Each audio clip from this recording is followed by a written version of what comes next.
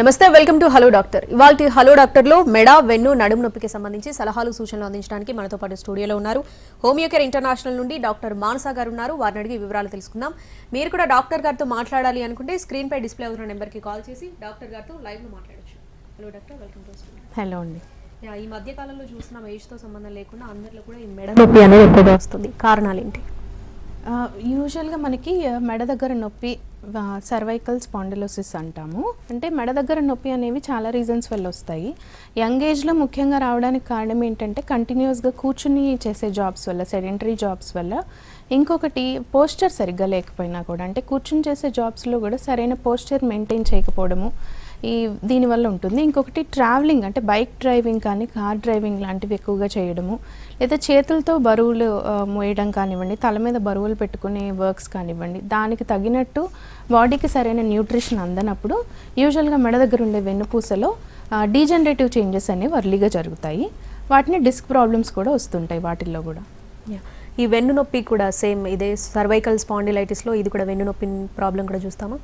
అంతే అండి. అంటే ఇప్పుడు స్పాండిలోసిస్ అనేది మనకి వెన్నుపూసలో జరిగే డీజనరేటివ్ చేంజెస్, అంటే అరుగుదల వల్ల వచ్చిన మార్పుల్ని స్పాండిలోసిస్ అంటాము.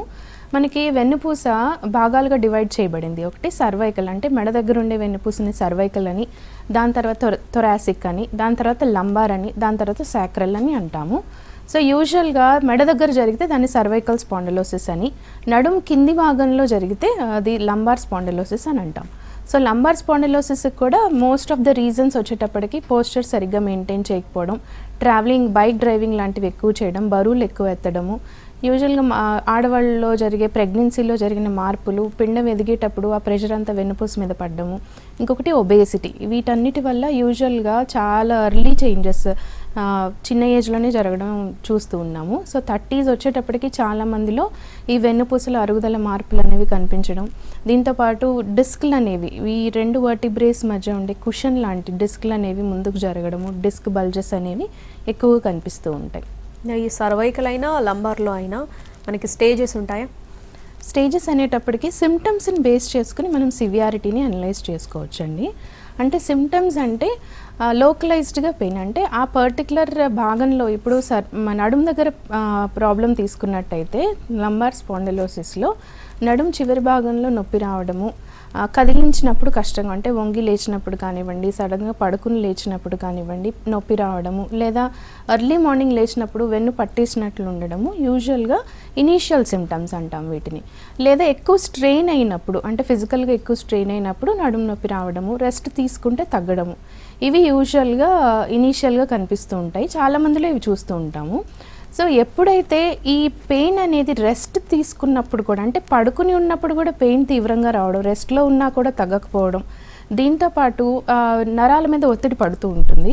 సో దానివల్ల కాలికి ఎక్స్టెండ్ అయ్యే నరాలు, సయాటిక్ నర్వ్ అనేది ఒత్తిడికి గురయ్యి కాలి వెనక భాగం నుంచి నొప్పి రావడము, లేదా స్పర్శ కోల్పోవడం, పాదాల్లో స్పర్శ సరిగ్గా లేకపోవడం కానివ్వండి, తిమ్మిర్లు రావడము, మంటలు అనిపించడము, నడవడానికి ఇబ్బందిగా ఉండడం, ఇవి కనుక ఉన్నట్లయితే మనకు కొంచెం సివియర్ ప్రాబ్లం అని తెలుస్తుంది. సో యూజువల్గా సిమ్టమ్స్ని బేస్ చేసుకుని చిన్న ఎగ్జామినేషన్స్ ద్వారా అది ఇనీషియల్ ప్రాబ్లమా, రెస్ట్ తీసుకుంటే సరిపోతుందా, లేకపోతే కొన్ని జాగ్రత్తలు, అంటే డూస్ అండ్ డోంట్స్ ఉంటాయి, అవి ఫాలో అయితే సరిపోతుందా, లేదా మెడికేషన్ తీసుకోవాలా, కంప్లీట్ రెస్ట్లో ఉండాలా, ఇవి మనకి డిపెండింగ్ అపాన్ సిమ్టమ్స్ని బట్టి తెలుసుకోవచ్చు. అలా కాదు అనుకుంటే మనకి ఇంకా ఎగ్జాక్ట్గా తెలియాలి అంటే ఏ స్టేజ్ ఉంది, ఎంత సివియర్గా ఉంది అనేది తెలియాలంటే మాత్రం చిన్న ఇన్వెస్టిగేషన్స్ ఉంటాయి, ఎక్స్రే కానివ్వండి, ఎంఆర్ఐ కానీ, లేదా నర్వ్ కండక్షన్ టెస్ట్లు ఉంటాయి, అవి చేయించుకుంటే మనకి క్లియర్గా తెలుస్తుంది. ఈ మెడ, వెన్ను, నడుము నొప్పి అనేవి ఈ మూడింటికి ఇంటర్లింక్ ఉంటుందా? ఖచ్చితంగా లింక్ ఉంటుందండి. అంటే మన బాడీ వెయిట్ అంతా కూడా స్పైన్ మీదే పడుతుంది, వెన్నుపూస పడుతుంది. యూజువల్గా మన వెన్నుపూస అనేది ఒకటి పోస్చర్ మెయింటైన్ చేయడానికి హెల్ప్ అవుతుంది, రెండోది నర్వ్ కండక్షన్, అంటే మన మెదడు నుంచి ఉండే నరాలన్నీ కూడా వెన్నుపూస ద్వారానే, వర్టిబ్రల్ కాలమ్ ద్వారానే, స్పైనల్ కెనాల్ ద్వారా మనకి నర్వ్స్ అనేవి డిస్ట్రిబ్యూట్ అవుతూ ఉంటాయి. సో కండక్షన్ కూడా వెన్నుపూస చేసే పని. సో ఎప్పుడైతే వెయిట్ ఎక్కువగా ఉండడం వల్ల కానీ, లేదా underlying diseases like thyroid, hypothyroid కానీ, లేదా ఇతర ఏమైనా లాంగ్ టర్మ్ ఇల్నెసెస్ ఏమైనా ఉన్నప్పుడు యూజువల్గా వెన్నుపూస మీద ఎఫెక్ట్ పడుతుంది. సో సాధారణంగా ఏంటి అంటే నడుం భాగంలో నొప్పి అనేది చాలా మందిలో చూస్తుంటాం. సో లంబార్ స్పాండిలోసిస్లో అయితే ఎక్కువ మంది సఫర్ అవుతూ ఉంటారు. అది నెగ్లెక్ట్ చేసినప్పుడు, లేదా దాని తర్వాత వెన్నుపూసలో మిగిలిన భాగాలు ఎక్కువగా ఎఫెక్ట్ అయ్యేది సర్వైకల్ రీజన్. ఎందుకు సర్వైకల్ అండ్ లంబార్ రీజన్లోనే ప్రాబ్లం వస్తుంది అంటే యూజువల్గా ఆ ప్లేస్లో మన స్పైన్ అనేది ఎక్కువ ఫ్లెక్సిబుల్గా ఉంటుంది, అంటే ఎక్కువ మూమెంట్ చేయాల్సి ఉంటుంది. కాబట్టి యూజువల్గా సర్వైకల్ అండ్ లంబార్ స్పాండిలోసిస్ అనేది ఎక్కువగా చూస్తూ ఉంటాము. సో ఒకటి స్టార్ట్ అయిన తర్వాత ఇంకొకటి స్టార్ట్ అవ్వడం అనేది చాలా మందిలో యూజువల్గా ఏజ్ రిలేటెడ్గా వచ్చే చేంజెస్ కాబట్టి, వెన్నుపూస మొత్తం జరిగే మార్పులు కాబట్టి ఒకటి స్టార్ట్ అయిన తర్వాత ఇంకొక కంప్లైంట్ కూడా చాలా మందిలో కొన్ని రోజుల తర్వాత సఫర్ అవ్వడం, దాని నొప్పి, ఈ సిమ్టమ్స్ అనేవి కనిపిస్తూ ఉంటాయి. కాలర్ ఉన్నారు కంచిపాడు నుండి మద్దిలేటి గారు. నమస్తే అండి, డాక్టర్ మానస గారు ఉన్నారు, మాట్లాడండి. చెప్పండి సార్. స్త్రీలు నొప్పులు, నిద్ర రావటం, లివరు కొంచెం దెబ్బతింది తాగుతుంటే అప్పుడు ఇప్పుడు బంద్ చేశాను. లివర్ కొంచెం కాడ నొప్పి వస్తుంది, నిద్రలే, అన్నం జీర్ణం కావాలంటే. ఓకే, వయసు ఎంత అండి మీది? 46 అండి. ఓకే, కీళ్ళ నొప్పులు చెప్తున్నారు. సో 46లో యూజువల్గా మగవాళ్ళకి వచ్చేటప్పటికి కీళ్ళ అరుగుదల అనేది ఎక్కువ మందిలో కనిపించదు, కానీ దీంతోపాటు లివర్ ఇష్యూ కూడా చెప్తున్నారు కదా సార్. సో ఫస్ట్ కీళ్ళ నొప్పి అనేది బాడీలో జరిగే మిగిలిన డిసీజెస్, అంటే మిగిలిన వ్యాధులు ఏమన్నా మనం సరిగ్గా ఐడెంటిఫై చేయలేక మెడిసిన్ సరిగ్గా వాడకపోయినా కీళ్ళ నొప్పులు ఇలాంటి సమస్యలు ఉంటాయి. దీంతోపాటు ముఖ్యంగా మీరు చెప్పిన కంప్లైంట్ లివర్కి రిలేటెడ్గా ఇష్యూ ఉందన్నారు. సో మీరు ఏమన్నా ఇన్వెస్టిగేషన్ టెస్ట్లు ఏమన్నా చేయించుకుంటే, రక్త పరీక్షలు కానీ స్కానింగ్ కానీ అవి తీసుకుని ఒకసారి రండి. దాన్ని బట్టి ఆ కీళ్ళ నొప్పులు నార్మల్గా వస్తున్నాయా, లేకపోతే ఇంకేదన్నా బాడీలో మనకి ఇంకేదన్నా తెలియని వ్యాధి ఏమన్నా ఉందా అనేది తెలుస్తుంది. దేనికైనా కూడా మనకి రిపోర్ట్స్ని బట్టి హోమియోపతిలో మంచి మెడిసిన్స్ ఉంటాయి, అది ఎంతవరకు తగ్గుతుంది అనేది రిపోర్టుల ద్వారా మనకు తెలుస్తుంది. ఒకసారి తప్పనిసరిగా కన్సల్ట్ అవ్వండి. మరో కాలర్ ఉన్నారు సూర్యాపేట నుండి రవిప్రకాష్ గారు. నమస్తే అండి, డాక్టర్ గారితో మాట్లాడారు. నమస్కారం అండి. నమస్తే సార్, చెప్పండి రవిప్రకాష్ గారు. నాకు 54 సంవత్సరాలు ఉంటాయండి. Okay sir. చేతులు నిద్ర లేచినాక నొప్పి లేస్తుంటారండి. ఓకే. తర్వాత అనుకోకుండా కాళ్ళు కూడా ఏలు దెబ్బ తగిలినట్టు అయ్యి కాలు దెబ్బ ఉంటుకుంటా నడిచే పరిస్థితి వస్తుంటదండి ఒక్కొక్కసారి. ఓకే. టాబ్లెట్ వాడితే తగ్గుతుంటదండి. ఓకే, ఎన్నాళ్ళ నుంచి ఉందండి ఇలాగా? నాకు కొన్ని రోజుల నుంచి ఉందండి. ఓకే, అంటే ఏమన్నా ఇంకా వేరే మెడికేషన్స్ ఏమన్నా వాడుతున్నారా, ఎక్కడన్నా చూపించారా వీటికి? వీటికి చూపించలేదండి, టాబ్లెట్స్ వాడతాండి ఆ నొప్పి లేచినప్పుడు. ఓకే, ఎక్కువ రోజులు అలా వాడకూడదండి. 55 years అంటున్నారు. సో నొప్పికి వచ్చినప్పుడు మెడికేషన్ వాడితే టెంపరీగా తగ్గిపోతే పర్వాలేదు, కానీ అది తరచూ జరగకూడదు. సో పడుకుని లేచిన తర్వాత అండ్ నడక కూడా ఇబ్బంది అవుతుంది అంటున్నారు కదా, ఒకసారి ఎక్స్రే చేయించండి. సింపుల్ ఎక్స్రే ఉంటుంది, సర్వైకల్ స్పైన్ ఎక్స్రే ఒకటి, లంబార్ స్పైన్ ఎక్స్రే ఉంటుంది, 2 చేయించండి సార్. సో దీంతో పాటు దీంట్లో ఉన్న ప్రాబ్లమ్ మనకి తెలిస్తే ఓకే, లేదు ఇంకేదన్నా మనం చేయించాల్సిందంటే అది ఎగ్జామినేషన్ చేయించి దాన్ని బట్టి మనం టెస్టులు కానీ మెడిసిన్స్ కానీ స్టార్ట్ చేసుకోవచ్చు. సో తీవ్రంగా ఉందంటున్నారు కాబట్టి ఒకసారి కన్సల్ట్ అవ్వండి. ఇంకొకటి, పడుకునేటప్పుడు తల కింద పిల్లో హైట్ ఎక్కువగా పెట్టుకోవడం, లేకపోతే పడుకునే పోస్చర్ సరిగ్గా లేకపోవడం, మీరు పడుకునే ప్లేస్ మరీ ఎక్కువ హార్డ్గా ఉన్నా, ఎక్కువ స్పాంజీగా ఉన్నా కూడా యూజువల్గా వెన్నుపూసలో సమస్యలు అనేవి వస్తాయి. సో ఇవి మనకి కంప్లీట్గా తెలియాలంటే ఇనీషియల్ కేస్ టేకింగ్ అనేది ఉంటుంది హోమియోపతిలో.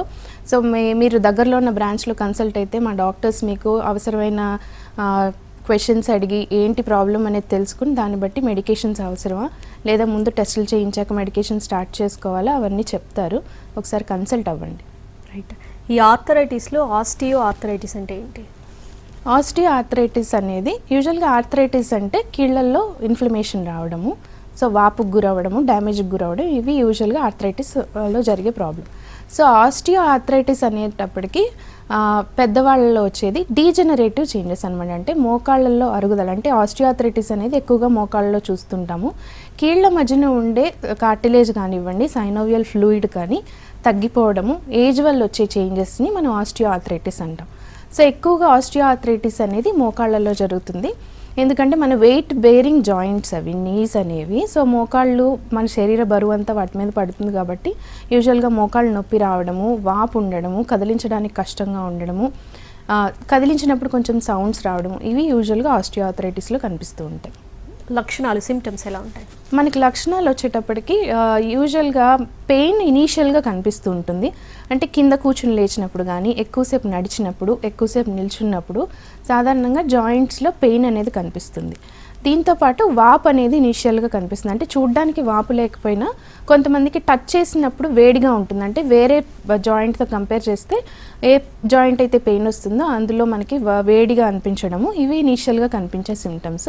దీంతోపాటు మోకాలు కదిలించడానికి ఇబ్బందిగా ఉంటుంది. అంటే ఇంతకు ముందు కంటే ఇప్పుడు పెయిన్ స్టార్ట్ అయిన తర్వాత ఆస్టియోఆర్థరైటిస్లో మూమెంట్ అనేది రిస్ట్రిక్ట్ అయిపోతుంది. ఈ పెయిన్స్, ఇన్ఫ్లమేషన్ అనేవి ఇనీషియల్గా కనిపిస్తాయి. బాగా సివియర్ స్టేజ్లో ఉన్నప్పుడు కంప్లీట్ మోకాలు జాయింట్ మూమెంట్ అనేది రిస్ట్రిక్ట్ అయిపోవడం ఎక్కువ మందిలో చూస్తూ ఉంటాం. అంటే సెల్ఫ్గా డయాగ్నోస్ చేసుకోవచ్చా ఆస్టియోఆర్థరైటిస్? ఆస్టియోఆర్థరైటిస్ అనేది సాధారణంగా వయసు పైబడిన వాళ్ళలో వస్తుంది. అంటే ఆడవాళ్ళలో వచ్చేటప్పటికి 50-60s మధ్యలో వస్తుంది, మగవాళ్ళలో వచ్చేటప్పటికి 60s తర్వాత యూజువల్గా చూస్తుంటాము. ఆడవాళ్ళలో యూజువల్గా మెనోపాజ్ దశలో జరిగే బాడీలో జరిగే మార్పుల వల్ల ఎర్లీగా ఆస్టియోఆర్థరైటిస్ లక్షణాలు కనిపిస్తాయి. సో పెయిన్ ఎఫెక్ట్ ఏ జాయింట్ ఎఫెక్ట్ అయింది అంటే లార్జర్ జాయింట్స్ ఎక్కువ మోకాళ్ళలో ఉంటుంది కాబట్టి లార్జర్ జాయింట్స్, ఏజ్, వీటిని బేస్ చేసుకుని ఇనీషియల్గా ఎవరైనా కూడా తెలుసుకోవచ్చు. అలా కాకుండా చిన్న ఏజ్ వాళ్ళలో ఏంటంటే థైరాయిడ్, హైపోథైరాయిడ్ అన్కంట్రోలబుల్గా ఉన్నా, లేకపోతే ఒబేసిటీ ఎక్కువగా, ఒబేస్ కండిషన్ ఏమైనా ఉన్నా కూడా వాళ్ళల్లో కూడా ఎర్లీ చేంజెస్ ఆస్టియోఆర్థరైటిస్ అనేవి కనిపించే ఛాన్సెస్ ఉన్నాయి. సో ఆస్టియోఆర్థరైటిస్ అనేది మోస్ట్లీ ఒక జాయింట్కే పరిమితం అవుతుంది కాబట్టి ఎవరైనా కూడా తెలుసుకోవచ్చు ఇనీషియల్గా అది దేనివల్ల వస్తుంది అనేది. అదే మిగిలిన arthritis like inflammatory arthritis, rheumatoid arthritis, వీటిలో ఏంటంటే ఒకటి కంటే ఎక్కువ జాయింట్స్, ముఖ్యంగా స్మాలర్ జాయింట్స్లో తెలుస్తుంది. సో ఇనీషియల్గా సిమ్టమ్స్ని బట్టి అయితే అది ఆస్టియోఆర్థరైటిస్ అని ఎవరైనా కూడా యూజువల్గా ఏజ్ పైబడిన వాళ్ళు వచ్చే ప్రాబ్లం కాబట్టి ఈజీగా తెలుసుకోవచ్చు. మరో కాలర్ ఉన్నారు నిజామాబాద్ నుండి, వీర సంగప్ప గారు. నమస్తే అండి. నమస్తే మేడం గారు. Madam good morning madam. చెప్పండి సంగప్ప గారు. ఏం లేదు మేడము, మా ఇంట్లో మా శ్రీమతి గారికి ఆవిడకు కొంచెం డిస్క్ ప్రాబ్లం ఉంటే న్యూరో సర్జరీ ద్వారా కూడా మన ఇక్కడ నిమ్స్ లో ఆపరేషన్ చేయించాము. ఓకే. ఇంకా తర్వాత కూడా ఇంకేమో అది ఇది ఏమంటారు సార్, కొంచెం మాట్లాడండి మేడం. Hello madam. నమస్తే మేడం, చెప్పండి. ఇవి కీళ్ళు నొస్తాయి మేడం, ఇవి కాళ్ళు ఏళ్ళు నొస్తాయి, అరికాలు తిమ్ములు రాస్తాయి, ఇవి మోకాలు నొస్తాయి. ఓకే. ఈ పిక్కలు గుంజుతాయి, నిద్ర పట్టదు. ఓకే. ఎన్నాళ్ళ నుంచి ఉందమ్మా? మా 2 ఏళ్ళు కానీ 2 సంవత్సరాలు కానీ ఆపరేషన్ చేపించారు నడుముకు, కానీ ఇవి తగ్గుతలేవు, నడుము తగ్గింది. ఓకే. కాళ్ళ దగ్గర ఏమన్నా రక్తనాళాలు ఉబ్బినట్టు కానీ అట్లా ఏమన్నా ఉందా పిక్కల దగ్గర? ఏం లేదు, ఈ మోకాలే జరుగుతాయి. ఓకే. అదే మీరు చెప్పే కంప్లైంట్ని బట్టి అయితే డిస్క్ ప్రాబ్లం ఉంది, దానికి సర్జరీ చేయించుకున్నారు, నడుము నొప్పి తగ్గింది కానీ కాళ్ళల్లో పెయిన్స్ అనేవి తగ్గలేదంటున్నారు. సో సాధారణంగా మోకాళ్ళు కింది భాగం లేదా తొడల దగ్గర నుంచి నొప్పి రావడానికి చాలా కారణాలు ఉంటాయమ్మా. ఒకటి కండరాలు వీక్గా ఉండడం, లేదా ఫైబ్రోమయాల్జియా అనే ఒక కండిషన్ ఉంటుంది, దీంట్లో కూడా కండరాల నొప్పులు, వీక్నెస్ ఎక్కువగా ఉంటుంది. రెండోది కాళ్ళకు సరిగ్గా రక్త ప్రసరణ వెళ్ళకపోవడం, అది యూజువల్గా ఆడవాళ్ళలో ఎక్కువగా చూస్తుంటాం. వారికోజ్ వెయిన్స్ అనే కండిషన్ కూడా ఉంటుంది. లేదు calcium deficiencies, vitamin D deficiency, అంటే కాల్షియం తక్కువగా ఉండడం, విటమిన్ D3 తక్కువగా ఉండడం, B12 తక్కువగా ఉండడం, వీటి వల్ల కూడా మీకు ఇలా కాళ్ళ సలుపులు, పెయిన్ అనేది రావడము, నిద్ర పట్టకపోవడం, ఇవన్నీ ఉంటాయి. సో మనకి సిమ్టమ్స్ అనేవి, లక్షణాలు అనేవి వ్యాధిని బట్టి డిపెండ్ అయి ఉంటాయి. సో మనం లక్షణాలకు ట్రీట్ చేయడం కాకుండా మనకు హోమియోపతిలో ఏంటంటే ఏంటి వ్యాధి, దేనివల్ల వస్తున్నాయి పెయిన్స్, ఇబ్బందులు దేనివల్ల వస్తున్నాయి, దానికి మనం మెడికేషన్ వాడితే సిమ్టమ్స్ బెటర్ అవుతాయి, అంతకంటే జాయింట్స్ కూడా డ్యామేజ్ అవ్వకుండా ఉంటాయి. సో ఒకసారి డైరెక్ట్గా కన్సల్ట్ అవ్వండి అమ్మా. సో ఎగ్జామినేషన్ చేసి చూసి మీతో ఇంకా వివరంగా మాట్లాడితే దేనివల్ల వస్తుందో తెలుస్తుంది. అట్ ద సేమ్ టైం మీరు చెప్పిన ప్రాబ్లమ్స్ అన్నిటికీ కూడా హోమియోపతిలో మంచి సొల్యూషన్ ఉంది, ఎలాంటి సైడ్ ఎఫెక్ట్స్ ఉండవు, కానీ కొంచెం ఎక్కువ రోజులు వాడాల్సి ఉంటుంది. సో ఒకసారి కన్సల్ట్ అవ్వండి డైరెక్ట్గా. మరో కాలర్ ఉన్నారు మంగళగిరి నుండి, హెడ్ శివ గారు. నమస్తే అండి. హలో హలో హెడ్ శివ గారు, వినిపిస్తుందా అండి? వినిపిస్తుందండి. డాక్టర్ గారితో మాట్లాడండి. ఓకే అండి, చెప్పండి అమ్మ. హలో. చెప్పండి డాక్టర్ గారు అండి, నమస్తే అండి. నమస్తే అమ్మ. నమస్తే. నా ఏజ్ 48 అండి. ఓకే. నాకు బాగా నడుము బాగా పెయిన్ వస్తుంది. ఓకే. బోన్ ఒకటి బాగా పెయిన్, వంగుతున్నా, బాగా నొప్పి వస్తుంది. ఓకే. అండ్ ఫస్ట్ నుంచి హోమియోనే యూజ్ చేస్తున్నాము. ఓకే. మొన్న హోమియోకి వెళ్తే అవి తగ్గలేదని డాక్టర్ గారు అన్నారు, ఎక్స్రే తీయించమన్నారు. అవును. అంటే ఈ మధ్యలో లాస్ట్ మంత్ జనవరిలో కొంచెం మెట్ల మీద నుంచి పడ్డా నేను. Okay okay. అప్పటి నుంచి అంతకు ముందు వాడుతున్నాను, ఇట్లా నడుము నొప్పి వస్తుంది, వంగలేకపోతున్నానని అట్లా వాడుతున్నాను, తగ్గింది. ఓకే. పడిన దగ్గర నుంచి బాగా పెయిన్ వచ్చేసి కాలు కూడా అక్కడి నుంచి లెఫ్ట్ సైడే వస్తుంది పెయిన్ అంతా. ఓకే ఓకే ఓకే అమ్మా. యూజువల్గా మీరు ఆల్రెడీ హోమియో వాడుతున్నాను అంటున్నారు కదా, సో మీకు డాక్టర్ సజెస్ట్ చేసినట్టు ఒకసారి ఎక్స్రే చేయించండి. సో ఎక్స్రేలో అది మీకు నడుము దగ్గర నుంచి ప్రాబ్లమా, లేకపోతే పడిపోయిన తర్వాత బోన్స్ చిన్న చిన్న మైనర్ ఫ్రాక్చర్స్ అయ్యే ఛాన్సెస్ ఉంటాయి, వాటి వల్ల పెయిన్ వస్తుందో తెలుస్తుంది. లేదు మీరు ఒకసారి కన్సల్ట్ అవుతానంటే మన హోమియో కేర్ ఇంటర్నేషనల్లో కూడా కన్సల్ట్ అవ్వండి. సో తప్పనిసరిగా ఎక్స్రే కానీ లేదా మీ దగ్గర ఏ రిపోర్ట్స్ అయితే ఉంటాయో ఆ రిపోర్ట్స్ తీసుకుని మీరు విజిట్ అయితే దాన్ని బట్టి మనకి ప్రాబ్లం ఏంటో తెలుస్తుంది. రైట్. ఒక బ్రేక్. ఈ ఆస్టియోఆర్థరైటిస్లో కూడా మనకి స్టేజెస్, గ్రేడ్స్ ఉంటాయా? ఉంటాయండి. యూజువల్గా జాయింట్ స్పేస్ని బట్టి లేదా మూమెంట్ ఎంత రిస్ట్రిక్ట్ అయి ఉన్న దాన్ని బట్టి గ్రేడింగ్ అనేది 0 to 4గా మనం చెప్పొచ్చు. అంటే ఇనీషియల్ స్టేజ్లో ఉంటే అది 0 అని, సివియర్ జాయింట్ స్పేస్ అనేది తగ్గిపోవడము, మొబిలిటీ తగ్గిపోతే మనకి ఎక్స్రే ద్వారా యూజువల్గా తెలుస్తుంది. సో ఆ స్టేజ్ని గ్రేడ్ 4 అంటాం. గ్రేడ్ 4లో ఏంటంటే ఇంకా జాయింట్ కదలిక అనేది కంప్లీట్గా తగ్గిపోవడం, జాయింట్ స్పేస్ ఎక్స్రేలో చేయించినప్పుడు కూడా మనకి బోన్ పైన బోన్ అనేది కనిపించడం, ఆస్టియోఫైట్స్ ఫామ్ అవ్వడం, ఇవి యూజువల్గా ఉంటాయి. సో ఇనీషియల్ స్టేజ్లోది 0గా, మనకి లాస్ట్ స్టేజ్ అనేది 4గా ఉంటుంది. ఇవి మనకి ఎక్స్రే ద్వారా అండ్ సిమ్టమ్స్ ద్వారా తెలుసుకోవచ్చు. ఓకే. ఈ రుమేటెడ్ ఆర్థరైటిస్ అంటే ఏంటి? ఇందాక మనం చెప్పినట్టు ఆస్టియోఆర్థరైటిస్ అనేది ఏజ్ పైబడిన వాళ్ళలో డీజనరేటివ్, అంటే జాయింట్ వేర్ అండ్ టియర్ వల్ల జరుగుతుంది. అంటే ఎక్కువగా యూజ్ చేయడం, లేదంటే ఏజ్ పైబడడం, లేదా ఒబేసిటీ, ఇవి ఉంటాయి. దీనికి ఎగ్జాక్ట్గా మనకి రుమటాయిడ్ ఆర్థరైటిస్ అనేది ఇన్ఫ్లమేటరీ ఆటోఇమ్యూన్ ఆర్థరైటిస్. అంటే ఇందులో ఏమవుతుందంటే ఆటోఇమ్యూన్ డిసీజెస్ దేంట్లో అయినా కూడా మన బాడీ రక్షణ వ్యవస్థ అనేది మన బాడీలోకి ఏదైనా ఫారెన్ పార్టికల్ కానీ బయట నుంచి ఏదైనా ఆర్గానిజం వచ్చినప్పుడు వాటి మీద మాత్రమే దాడి చేయాలి. అలా కాకుండా మన సెల్స్ని, మన టిష్యూని డ్యామేజ్ చేస్తూ ఉంటాయి. దాన్ని మనం ఆటోఇమ్యూన్ డిసీజెస్ అంటాం. సో ఈ ఆటోఇమ్యూన్ డిసీజెస్ అనేవి రావడానికి చాలా రకాల కారణాలు ఉంటాయి. సో అందులో రుమటాయిడ్ ఆర్థరైటిస్లో ఏంటి అంటే జాయింట్స్ డ్యామేజ్ అనేది జరుగుతుంది. సో ఇందులో ఏంటి అంటే మన బాడీ ఇమ్యూన్ సిస్టమే మన జాయింట్ స్పేసెస్ మీద, కనెక్టివ్ టిష్యూ మీద యూజువల్గా దాడి చేయడము, అది అరుగుదలకు గురవ్వడము, స్వెల్లింగ్ రావడం, ఇన్ఫ్లమేషన్ రావడము, ఇవి చూస్తూ ఉంటాం. సో రుమటాయిడ్ ఆర్థరైటిస్ అనేది ఎందుకు వస్తుంది అంటే, ఒకటి వంశపారంపర్యంగా రావచ్చు, అంటే ఫ్యామిలీలో ప్రీవియస్గా ఎవరికన్నా ఉంటే. రెండోది ఏవైనా వైరల్ ఫీవర్స్ లాంటివి కానీ, లేదా ఇతర ఆటోఇమ్యూన్ డిసీజెస్ ఏమన్నా ఉండి దానికి ఆల్రెడీ మెడికేషన్ తీసుకోకపోవడం, దేనివల్ల అయినా కూడా యూజువల్గా రుమటాయిడ్ ఆర్థరైటిస్ అనేది వస్తుంది. ఆస్టియోఆర్థరైటిస్లో ఇందాక చెప్పినట్టు లార్జర్ జాయింట్స్, పెద్ద జాయింట్స్ ఎఫెక్ట్ అవుతాయి. కానీ రుమటాయిడ్ ఆర్థరైటిస్ వచ్చేటప్పటికి స్మాలర్ జాయింట్స్ ఎఫెక్ట్ అవుతాయి. అంటే చేతి వేళ్ళు కానీ, మణికట్టు కానీ, ఎల్బో జాయింట్ కానీ, లేదా కాలి మడమలు కానీ, ఏ జాయింట్ అన్నా కూడా స్మాలర్ జాయింట్స్ ఎక్కువ ఎఫెక్ట్ అవ్వడము, వాపు రావడము, కదిలించడానికి ఇబ్బందిగా ఉండడము, early morning stiffness, early morning complaints అనేవి అంటే పొద్దున్నే లేస్తూనే వాళ్ళకి జాయింట్స్ అన్నీ పట్టేసినట్లు ఉండడము, విపరీతమైన పెయిన్స్, నీరసము, ఇవన్నీ కూడా యూజువల్గా రుమటాయిడ్ ఆర్థరైటిస్లో చూస్తూ ఉంటాము. సో రుమటాయిడ్ ఆర్థరైటిస్ వయసు పరంగా చూసుకుంటే ఆస్టియోఆర్థరైటిస్లో అయితే పెద్దవాళ్ళలో వస్తుంది, ఏజ్ పైబడడం వల్ల వస్తుంది. రుమటాయిడ్ ఆర్థరైటిస్ వచ్చేటప్పటికి ఏ ఏజ్ వాళ్ళలో అయినా రావచ్చు. ఎక్కువగా వచ్చేటప్పటికి యంగ్ అడల్ట్స్లో, యూజువల్గా 20-30sలో ఉన్న వాళ్ళకి ఎక్కువగా వస్తుంది. రేర్గా చిన్నపిల్లల్లో కూడా రుమటాయిడ్ ఆర్థరైటిస్ అనేది డయాగ్నోస్ అవ్వడం జరుగుతుంది. ఓకే. అంటే వీటి లక్షణాలు ఏ విధంగా ఉండొచ్చు? జాయింట్స్ అనేవి ఎఫెక్ట్ అవుతాయి కాబట్టి జాయింట్ స్వెల్లింగ్ రావడము, నొప్పి రావడము, కదిలించడానికి ఇబ్బందిగా ఉండడం, ఇవి మనకి కనిపించే లక్షణాలు. స్మాలర్ జాయింట్స్లో వస్తూ ఉంటుంది, మార్నింగ్ ఎక్కువ ఎఫెక్ట్ అవుతూ ఉంటుంది. కాలర్ ఉన్నారు, వెంకటలక్ష్మి గారు, ఏలూరు నుండి. నమస్తే అండి. ఒక సంవత్సరం నుంచి నాకు గోడ జాయింట్ పెయిన్ అండి. ఓకే. షుగర్ ఏమన్నా ఉందా? డయాబెటీస్ ఉందా? లేదు. ఓకే. ఎప్పుడైనా రైట్ సైడ్ వస్తుందండి ఒక సంవత్సరం నుంచి. ఓకే. మళ్ళీ ఇప్పుడు ఒక 1 month నుంచి లెఫ్ట్ సైడ్ కూడా పెయిన్ వస్తుందండి, బాగా విపరీతంగా వస్తుంది. ఓకే. మీ వయసు ఎంత అండి? 40 అండి. ఓకే. థైరాయిడ్ కానీ లేదా ఇతర ఏమైనా ప్రాబ్లమ్స్కి మెడిసిన్స్ వాడుతున్నారా?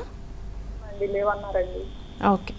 ఇవి పెరి ఆర్థరైటిస్ అంటామమ్మా. యూజువల్గా షోల్డర్ జాయింట్స్లో పెయిన్ అనేది, నొప్పి, కదిలించడానికి ఇబ్బంది, జాయింట్ స్పేస్ ఎఫెక్ట్ అవుతుంది.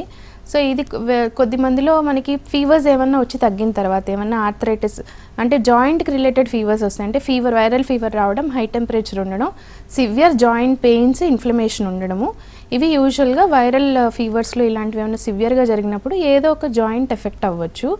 సో ఈ షోల్డర్ జాయింట్ రిలేటెడ్గా మనకి డయాబెటీస్ అన్కంట్రోలబుల్గా ఉండడం అనేది ఎక్కువ మందిలో ఫ్రోజన్ షోల్డర్ చూస్తూ ఉంటాం. సో ఇప్పుడు మీకు వచ్చే షోల్డర్ జాయింట్ పెయిన్ దేనివల్ల వస్తుందనేది తెలుసుకోవాలి అంటే చిన్న బ్లడ్ టెస్ట్లు ఉంటాయండి. So CBP, ESR, CRP, rheumatoid factor, ఇనీషియల్గా ఈ టెస్టులు చేయించండి. యూరిక్ యాసిడ్ లెవెల్స్, ఈ టెస్టులు చేయిస్తే మనకి దేనివల్ల వస్తుంది, జాయింట్లో ఇన్ఫ్లమేషన్ ఉందా, లేకపోతే గౌటీ ఆర్థరైటిస్ ఏమన్నా ఉందా, లేకపోతే సీరో నెగిటివ్ రుమటాయిడ్ ఆర్థరైటిస్ అంటాము. సో రుమటాయిడ్ ఫ్యాక్టర్ ఏమైనా పాజిటివ్ వస్తే అది రుమటాయిడ్ ఆర్థరైటిస్ అయి ఉండొచ్చు. సో బేసిక్ టెస్టులు ఉంటాయి. ఈ నేను చెప్పిన టెస్టులు ఒకసారి చేయించండి. దీన్ని బట్టి మనకి ఏంటి ప్రాబ్లం అనేది తెలుస్తుంది. లేదు మీరు ఒకసారి డైరెక్ట్గా కన్సల్ట్ అయినా మా డాక్టర్స్ చెప్తారు మీకు ఏం టెస్టులు చేయించాలి ఏంటి అనేది. టోటల్గా ఈ ఆర్థరైటిస్లో ఎన్ని టైప్స్ ఉంటాయి?